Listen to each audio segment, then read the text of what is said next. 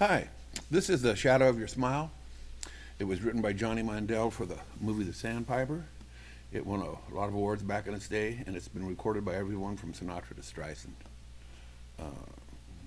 Andy Williams, Tony Bennett, and others have recorded it. Variations of its melody have become jazz standards for 30, 40 years. And this arrangement, though, is by Baden-Powell. His family has provided a site on the web with lots of Baden-Powell history and probably at least 100 tabs in PowerTab and PDF formats. They're free to download and use as long as you don't, as long as you're not using them in any way to make any money from them or any activity associated with using them. I don't send them out. I don't get any money from any music-related activity. But go to Brazil on Guitar. That's brazil-on-guitar.com to get the arrangement. Like I said, I don't send tabs out. They're not mine. But I want you to visit that site and see what's there. There's well over 100 arrangements in PowerTab, and each of them is also in a PDF. Now, this is one you can learn without upsetting your family. You can do it rather quickly when no one's home, a few times of an hour each, and you have it. No risk of divorce or intervention or anything like that. You don't have to be obsessed to learn this. You won't be missing work or telling anyone lies, about how you're spending your time, because you're going to learn it quickly. But this is only true if you take the trouble to download and print the tab. If you've not done that and you get into trouble with your family about the time you're spending with this, it's your own fault for not following directions about having the tab downloaded. I take no legal responsibility, none of any kind, for whatever happens to you if you don't have the tab. My attorney will just demur. That means we file a petition that we are not a cause or any part of this divorce, or you're being committed, or you're being sent to rehab, or anything bad that happens to you related to your failure to learn this by downloading the tab. Now, the first 8 bars are on the screen, and the intro has a nice effect, but it's actually very simple. It's a lot simpler than it sounds like, because there's very little changing of chord shapes. Starting with the first 5 bars, notice that there's a lot of slides. And we're going to start with first finger, 7th fret, 1st string, 3rd finger, 4th string, 9th fret, and the 2 open notes in between. Now we're going to hold that pressure and slide down to where your 1st finger ends up on the 1st string, 2nd fret. Like that. So your shape hasn't changed at all. Then you can see that we have the 1st and 2nd strings open. Then this chord shape. And you can see a little arrow pointing up, meaning that it's an arpeggio. Then we lift the pinky finger only, and then we're going to set it right back down.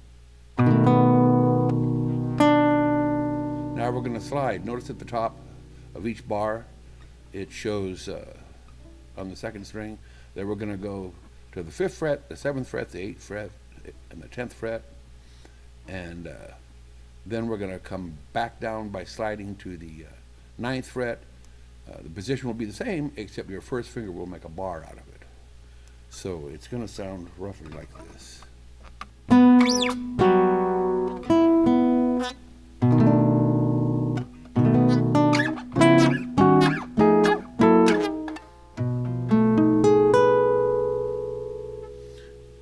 Now, the only thing you've changed when you slid back from the 10th fret to the 9th with your pinky finger is you've taken your 1st finger here and made a bar out of it at the 7th fret. Now that you just have to do over and over, but it won't take too long because the shapes don't change much. Now looking at the 7th bar, if you've downloaded it, you're seeing that he's using this finger at the 9th fret, 3rd string, but I'm not going to start that way. Now that's the beginning of the 8th bar.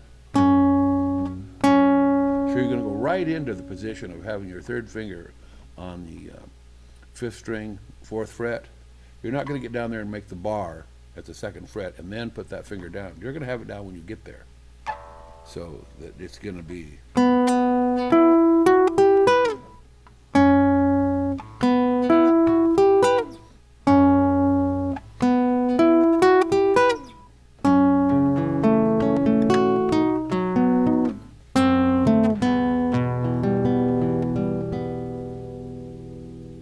Now that's to the end of the 10th bar. So we're going to go the second time.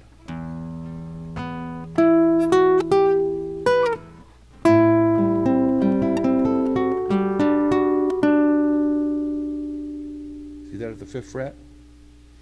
Now, I do that just a little differently. Same notes, but I think it gets a little longer sustained if you do it.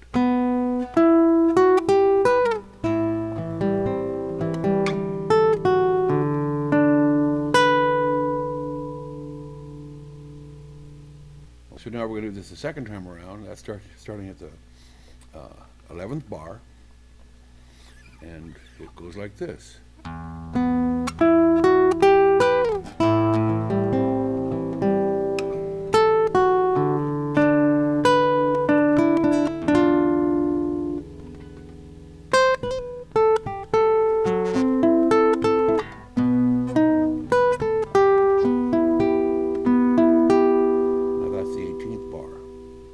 Now, the only thing that's odd there, going back to the 15th bar, you'll see that we're going to do a hammer on the pull-off. Starting at the 8th fret, first string, using the second finger, with the first finger already planted on the 7th fret, we're going to do.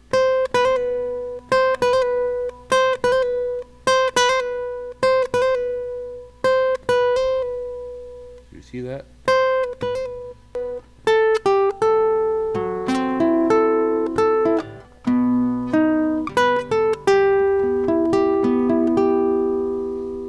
Isn't too difficult. We'll do that again, starting at the very beginning of the bar 15.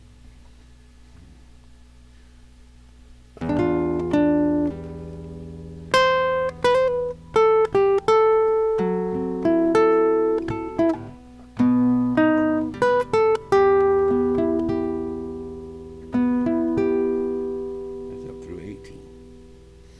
And if you don't know how to do the hammer on and pull off, it doesn't take much to learn it. Starting at the 8th fret. Now you're going to hold this down, this 10th fret, with your pinky finger to sustain it for a whole note. Still holding it.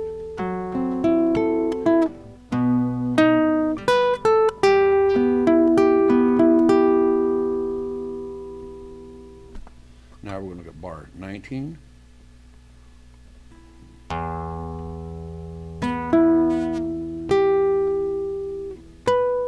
Slow. Now here again.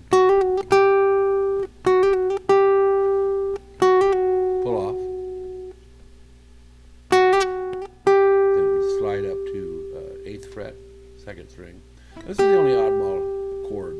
It's a little difficult for me. Probably isn't for anybody with smaller hands, but you have to hold this finger down.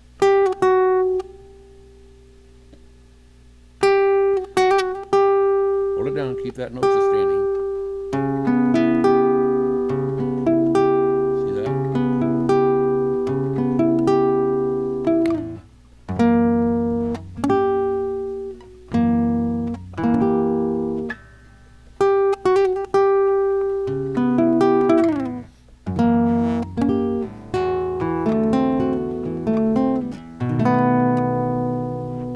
Anyway, so there we're through with bar 19.